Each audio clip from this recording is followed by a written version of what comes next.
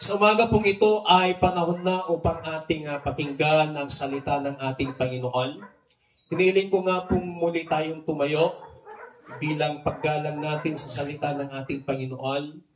Babasahin ko po sa Tagalog version ng ating Biblia, Nehemiah chapter 2, verses 17 to 20. Ganito po ang sinasabi.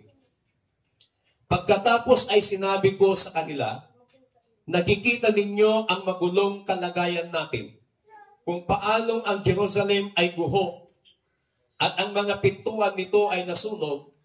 Halikayo, itayo natin ang pader ng Jerusalem upang hindi na tayo magdanas ng kahihiyan. Sinabi ko sa kanila ang tungkol sa kamay ng aking Diyos na naging mabuti sa akin, at gayon din ang mga salitang sinabi sa akin ng hari, at kanilang sinabi, magsimula na tayong magtayo, kaya't itinalaga nila ang kanilang mga sarili para sa ikabubuti ng lahat. Ngunit nang ito'y mabalitaan ni Sanballat na Horonita, ni Tobias na lingkod na Amonita at ni Gesem na taga-Arabia, kanilang pinagtawanan at hinamak kami at sinabi, ano itong bagay na inyong ginagawa? Naghihimagsik ba kayo laban sa hari?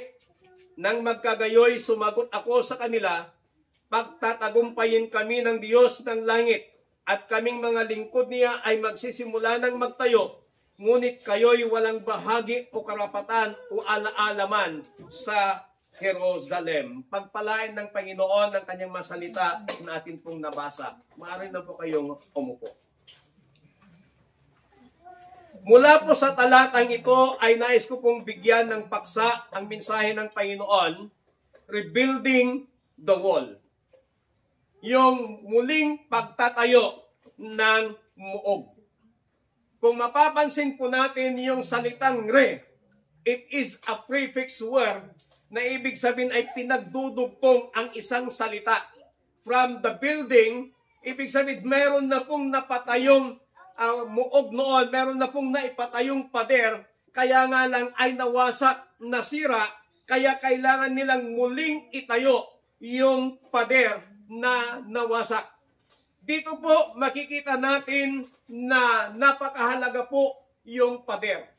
Ano ba yung kahalagahan ng pader at bakit kailangan nilang muling itayo? Ang kahalagahan po ng pader, it was necessary for protection. Napakahalaga po ito sa proteksyon. Sa isang tahanan, doon po sa bahay ni Nanay Elena, meron pong pader, meron pong bakod. Ang ibig sabihin lang noon, bakit binabakuran mo ang iyong tahanan, bakit binabakuran ang isang lupain na pag-aari ng pribadong tao upang sa ganon ay magkaroon ng proteksyon yung mga taong nakatira doon, upang hindi basta-basta makakapasok ang sinumang tao. Kaya pag ang isang tahanan na ito ay napadiran, ito ay nabakuran, safety po yung tao na hindi natatakot, hindi nag-aalangan yung tao na nasa loob ng tahanan yun kasi alam niya na may bakod. Hindi basta-basta nakakapasok ang sinumang tao. Pangalawa is, it was necessary for separation. Napakahalaga ito para sa isang paghiwa-hiwalay. Ibig sabihin, makikita doon yung hangganan ng boundary ng bawat isa. Napakahalaga po na may boundary upang sa kanon ay yung pag-aari ng taong ito ay hindi maaaring masakop ng isang taong ito na kung saan sa paglalampas ng mga boundary, yan po ang kadalasang away ng magkakapitbahay, away ng magkakapatid, away ng magkakamag-anak sapagkat nakamkam lumampas doon sa boundary ng lupain na pag-aari ng isang tao o ng kanyang kapatid. Kaya napakahalaga po na mayroon pong pader, mayroon pong bakod ang isang tahanan o ang isang lupain na pag-aari ng isang tao. So dito po, nakita po ni Nehemiah ang kahalagahan na yon. Sapagkat yung Israelite at that time ay para silang hindi safety. Kaya nakita niya yung kaawa-awang kalagayan nila. Kaya ang sabi niya, kailangan nating muling itayo ang muog, ang pader ng Jerusalem na ito upang sa ganun ay magkaroon tayo ng protection. At ang kagandahan po dito, noong itatayo nila, bago nila itayo, ay humingi muna ng permiso si Nehemiah doon sa pamahalaan. At siya ay binigyan ng permit na gumamit ng mga kahoy na kakailanganin nila. Pero, meron pong tinatawag na Sanballat. Meron pong tinatawag na Gesem o Tobias, na kung saan sila po itong mga sila po yung mga tinatawag nating mga sa panahon natin ngayon yung termino na ginagamit ay yung mga bully. Sila po yung mga nambubuli, pinagtatawanan nila noong sinimulan na nilang itayo yung muog, noong sinimulan na nilang trabahuin na itayo yung pader, pinagtatawanan sila ni Sanballat at saka ni Tobias at sinasabi nila, ano ba itong ginagawa nyo? Kayo ba'y naghihimagsik sa hari? At pinagtatawanan sila, pero ang sabi ni Nehemiah, itatayo namin ang pader na ito at pagtatagumpayin kami ng Diyos. At kapag nangyari yon, ang sabi niya, kayong dalawa, wala kayong karapatan o alaala man lang sa Jerusalem o sa pader na ito. Nakita niyo na ba yung mga pader sa mga eskwelahan? Di ba bawat expand, may nakalagay kung sino yung nag-donate? Bawat expand, merong iba-ibang nakalagay doon. Ibig sabihin, may mga nag-donate. Yun po yung tinatawag na ala-ala. Malalaman at makikita kung sino yung nagbigay.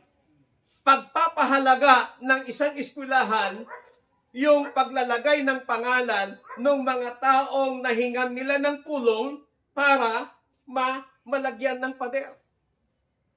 Kaya nung ako po'y pastor pa lamang ng Church of God, yung dating kapitan po dito sa Pugo, yung namatay, at saka yung kapitan ng yung papunta sa Lasip ay papuntang yung sa may high school doon, papuntang, pag pupunta ka ng San Jose, pwede kang dumaan dyan sa may munisipyo yung kalsadang yan. Kalipayan. Binigyan ko po sila, binigyan po namin ng church ng Certificate of Recognition. Bakit? Walang nakaalala sa kanila na kahit ang munisipyo. Kasi yung lupaing kinatitirikan ng elementary school dito at yung lupaing kinatitirikan ng eskwelahan ng Kalipayan National High School ay pag-aari dati ng mga naging barangay kapitan na idinonate nila para mapatayuan ng eskwelahan na napapakinabangan ng taong bayan. So yun po ay nirecognize namin, kaya dumalo sila sa church noon, binigyan namin sila ng plaque. Umiiyak po sila, naking tuwa po nila. Nang sabi nila, salamat pastor, nakita mo, nalaman mo yung aming ginawa. Kaya sabi ko sa kanila, kung hindi man nila nakita, ako nakita ko yon, kaya kayo ay aming binibigyan ng parangal dito sa loob ng church. Ginawa ko rin po yan doon sa munisipyo. Panahon po ni Mayor Zach Saklulo. Ang dami din po niyang ginawa na mabubuti, magaganda dito sa Santa Ignacia. Kaya yung plaque of appreciation, hindi siya nakadalo noon sa church, pero dinala ko po during the flag raising ng dyan sa munisipyo ng Santa Ignacia. Marami pong nagulat, marami pong humanga dahil ipinakita ko doon kung bakit namin siya binibigyan ng parangal dahil ito yung kanyang ginawa. Kaya simula noon, kapag nag-request ako sa munisipyo noon, yung kalsada kasi napapunta sa church, ay pag umulan, halos wala ka ng madaanan at yung mga tao na nandun ay hirap na hirap sila. Nag-request po ako, sumulat ako ng written request na pinakita ko yung picture nung duman yung bagyo, pinakita ko na sira talaga yung kalsada. Nag-request ako and then bago bumaba si Mayor Sac, bago matapos yung kanyang termino, pina-check up na niya yung kalsada. At nung unang upo ni Mayor Nora, yun po yung kanyang pinagawa doon sa kalsada. So, nakita po namin kung ano yung magagandang ginagawa nila. Kaya, dito rin po nakita ni Nehemiah yung kahalagahan ng pader, ng kanila pong bayan, ng kanila pong kababayang Israelita. Dito po sa buhay po natin, napakahalaga din po na muli tayong magtayo ng pader. Hindi man literal na pader yung aking tutukuyin ngayon na muli nating itatayo. But ang tanong is, kung hindi literal yan, Pastor, what are we going to build now? Ano ba yung dapat nating muling itayo ngayon? There are some walls that we are going to rebuild in our life. May mga iba't ibang pader sa ating buhay na kailangan nating muling itayo sa buhay po natin. Number 1, na muog o pader na atin pong itayo. Basahin ko po sa Nehemiah chapter 2, verse 4. Ang sabi po dito, nang magkagayoy, sinabi ng hari sa akin, ano ang iyong kahilingan? Kaya't ako'y nanalangin sa Diyos ng langit. We must rebuild the wall of prayer. Kailangan nating muling itayo yung pader ng pananalangin. Kung dati ikaw ay prayerful, kung dati ikaw ay mapanalanginin, kung dati ikaw ay lagi kang nakikipag-usap sa Panginoon sa pamamagitan ng panalangin, pero ngayon ay nakikita mo yung sarili mo na hindi mo na nagagawang manalangin sa Panginoon, yung oras na binibigay mo sa pagkikipag-usap sa Panginoon, nababawasan na, then it's time for us to rebuild the wall of prayer. Napakahalaga po yung panalangin because prayer is the backbone of a Christian. Yung panalangin, yun po yung backbone natin bilang isang mananampalataya. And prayer is the most powerful tool that God has given to us. Yung panalangin ay isa sa mga makapangyarihang tool na binigay sa atin ng Panginoon. Napakarami pong mga Kristiyano na naniniwala sa kapangyarihan ng panalangin. But it is sad to and say that kakaunti lamang ang nananalangin. Sino po bang naniniwala dito na may kapangyarihan ng panalangin? Kung naniniwala ka na may kapangyarihan ng panalangin, then kailangan muli nating itayo yung muog ng pananalangin. Sapagkat habang ikaw ay nananalangin, the power of God moves. Habang ikaw ay nananalangin sa Panginoon, yung kapangyarihan ng Diyos kumikilos. Katulad ngayon, merong paparating na bagyo. At ayon sa Pag-asa, super typhoon, abot ng signal number 5. Kung gaano kalakas si Undoy, hihigitan niya ang lakas nitong si Bagyong Uwan. At marami akong nabasa, nakikita sa social media, puro panalangin, na ilayo mo kami, Panginoon. Hindi po masama yun, but kahit wala sanang paparating na panganib, kahit wala sana tayong mga problema, kahit panahon na ikaw ay masaya, kahit panahon na ikaw ay nasa biyaya ng Panginoon, nag-i-enjoy sa biyaya ng Diyos, lagi pa rin tayong manalangin. Amen? Ang panalangin yan po yung pakikipag-usap natin sa Panginoon. Kaya napakahalaga na tayo po ay laging makipag-usap sa Panginoon. Tayo po, kapag may mga mahal tayo sa buhay, may mga kaibigan tayo, may mga kamag-anak tayo na malalayo, lagi tayong nakikipag-usap sa kanila sa pamamagitan ng tawag, sa pamamagitan ng chat, minsan video call. Inaabot pa tayo minsan ng ilang oras na nakikipag-usap sa ating mga mahal sa buhay, sa ating mga kaibigan.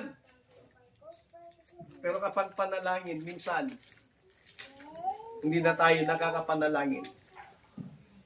Pero sa umagang ito, mga kapatid, kailangang muli nating itayo yung pader ng pananalangin sa ating mga buhay. Napakahalaga po na bawat isa po sa atin ay patuloy na nananalangin sa Panginoon. Ang sabi dito, nang magkagayoy, sinabi sa akin ng hari, ano ang iyong kahilingan? Ang sabi ni Nehemiah, kaya't ako'y nanalangin sa Diyos ng langit. Ako'y nanalangin sa Diyos ng langit. Even Jesus Christ, nung nandito po siya sa ibabaw ng lupa, nung siya'y nagkatawang tao, hindi niya pinabayaan ang pananalangin. Hindi niya pinabayaan na nakikipag-usap sa kanyang amang nasa langit.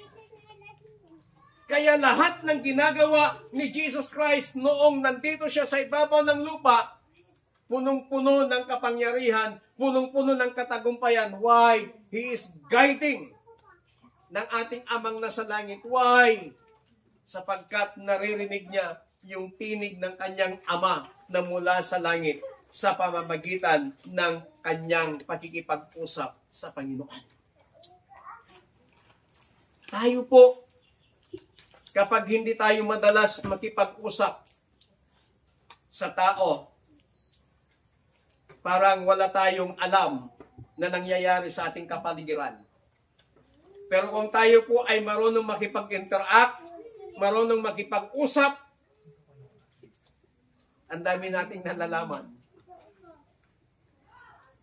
Minsan nga, pati yung taong nasa ibang malayong lugar, nalalaman natin dahil sa makikipag-usap mo sa isang tao. Di mas lalo na kapag tayo ay nakikipag-usap sa Panginoon. Prayer is a communication between man and to God. Ang panalangin ay pakikipag-usap natin sa Panginoon. Now, when we say prayer, when we say communication, it is a two-way process. Sa pakikipag-usap mo sa isang tao, hindi lang ikaw lagi si Jollibee. Ibig sabihin, hindi lang ikaw yung pabida-bida. Dapat marunong ka ding makinig nung ibibida din nung kausap mo. Amen?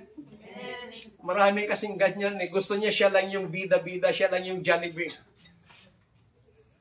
Pero dapat tayo marunong ding makinig nung kwento, marunong din tayong makinig doon sa kausap natin. Hindi lang ikaw yung nagsasalita. Subukan mo pag ikaw lagi ang nagsasalita, hindi mo pinagsasalita yung kausap mo, iiwanan ka niyan. Sa susunod, ayaw ka na nilang kausap kasi hindi ka marunong makinig. Gusto mo, ikaw lang yung pinapakinggan.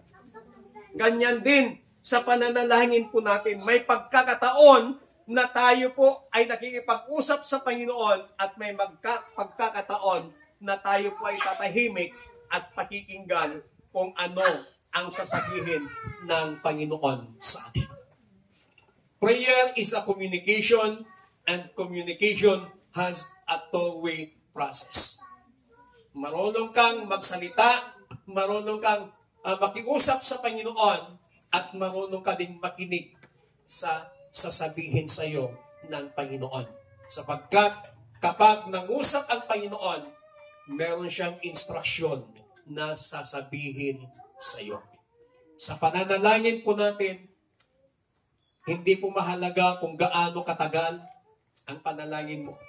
Sa panalangin po natin, hindi po mahalaga kung gaano karami yung mga salitang binabanggit mo. Ang panalangin po, as long as na nasa puso mo, taos sa puso mo yung pananalangin mo, papakinggan ka ng Diyos. Amen. Huwag po nating sabihin, Pastor, hindi ako marunong manalangin, natatakot po ako, nahihiya po ako. Kapatid, the Holy Spirit will guide you, will teach you to pray. Kapag ikaw ay lumuhod, kapag ikaw ay nakipag-usap sa Panginoon, sabihin mo lang, Panginoon, tulungan mo ako.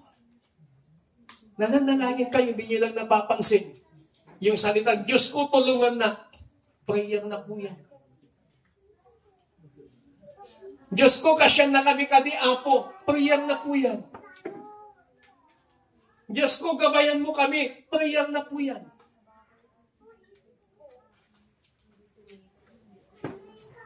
At sa iyong pananalangin, bago ka matulog, kausapin mo ang Panginoon. Bago ka bumangon, kausapin mo ang Panginoon. At bawat pakikipag-usap natin sa Panginoon, pakinggan po natin ang Diyos.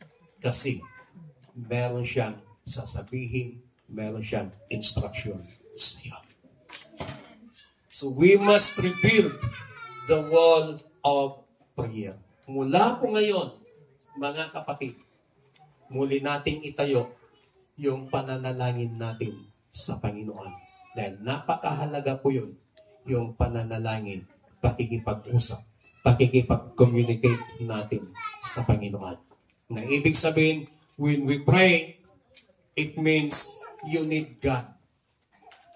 Pero kapag hindi ka nananalangin, ibig sabihin, hindi mo kailangan ang Panginoon. Sinong kailangan niya ang Diyos? Then, if we need God, we must pray. We must talk to God. We must communicate to God. Tayo natin yung muog ng ating pananalangin upang sa ganon, hindi basta-basta makapasok, makapag-penetrate ang kaaway sa ating mabuhay, sa ating mga pamilya, because we are protected by the blood of God, by the blood of Christ. Tayo pong lahat ay tumayo.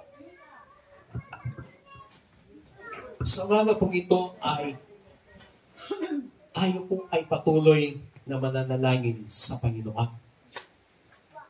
Alam ko na may mga pangamba, may pagkatakot tayo because of Typhoon O1. But I believe kung tayo po ay magkakaisang mananalangin, tayo po ay ingatan, poprotektahan ng Panginoon. Sa amin pong GC na mga pastors, meron pong nag-chat sa amin, sa GC namin, na sabi niya, ipanalangin natin na ilihis ng Diyos ang bagyo. Sabi ko na nag-reply, huwag naman, kasi kung ililihis ng Diyos sa atin, kawawa naman yung mapupuntahan. Ang ipag-pray po natin, sabi ko sa nila, naway matunaw na, gunawin na ng Diyos ang bagyo para hindi na makalandfall sa kalupaan. Sa karagatan pa lang, naway matunaw na. So, hinag po nila yung message ko yun. Meron din isang kapatiran na sinabi niya sa akin, Pastor, pag-pray po natin. Kinurik ko din, huwag naman. Kawawa naman yung pupuntahan niya. Huwag tayong makasarili. Pag-pray natin na gunawin ng Diyos, tunawin ng Diyos ang bagyong ito. Kung nakalandfall man, pag-pray po natin na hindi na po magtatagal at walang gaanong pinsala ang gagawin ni Bagyong O1. Let us unite ourselves sa ating pananalangin sa Panginoon. Maliban sa personal ninyong pananalangin, yun yung tinutukoy ko na muli nating itayo yung personal nating pakikipag-usap sa Panginoon. Hallelujah. Hallelujah. Panginoon, sa umagang ito, maraming salamat sa iyong masalita namin pong napakinggan sapagkat tinuturuan mo kami na muli naming itayo ang pader ng pananalangin ng aming mabuhay. Holy Spirit, tulungan mo kami na maging prayerful. Holy Spirit, tulungan mo kami na patuloy na maging mapanalanginin sa inyo. Ilagay mo sa aming mapuso ang kasabikan na lagi ka naming kausapin. Meron mang problema, meron mang pagsubok o wala, meron mang panganib o wala, Panginoon, turuan mo kami na lagi kaming nakikipag-usap sa inyo. Holy Spirit, tulungan mo kami na maging lifestyle namin ang aming pakikipag-usap sa inyo. At sa aming pakikipag-usap sa inyo, Panginoon, buksan mo ang aming spiritual na pagdinig, spiritual na paningin, upang makita namin yung mga bagay na ginagawa mo at mapakinggan namin kung ano ang tinig at instruction mo sa aming mabuhay. Dakilang Diyos, sa umagang ito, kami po ay nagkakaisa na sumasamo, lumalapit sa inyo. Meron pong panganib na inaabangan ang aming bansang Pilipinas na paparating itong tinatawag nilang Bagyong Uwan, na kung saan ay abot ito ng signal number 5 at lakas ng hangin at bugso ng ulan ang idudulot nito. Panginoon, ang aming hinihiling sa inyo, kung sa aming kagustuhan, huwag na sanang maglandfall ito sa kalupaan. But Lord, Ikaw ang may hawak ng lahat ng bagay. Kung papahintulutan mo, Panginoon, na maglandfall ang bagyong ito, na ayon sa Pag-asa, napakalakas at napakadelikado, panganib ang ibibigay nito. Pero kami po ay nagtitiwala at naniniwala sa inyo that you can control everything. Kung papayagan mong maglandfall ang Bagyong Uwan, Panginoon, walang gaanong mapipinsala na mga kabahayan, walang gaanong mapipinsala na mga lugar, walang buhay na mawawala, Panginoon, because of Bagyong Uwan. Lord, protect us, cover us with your precious blood.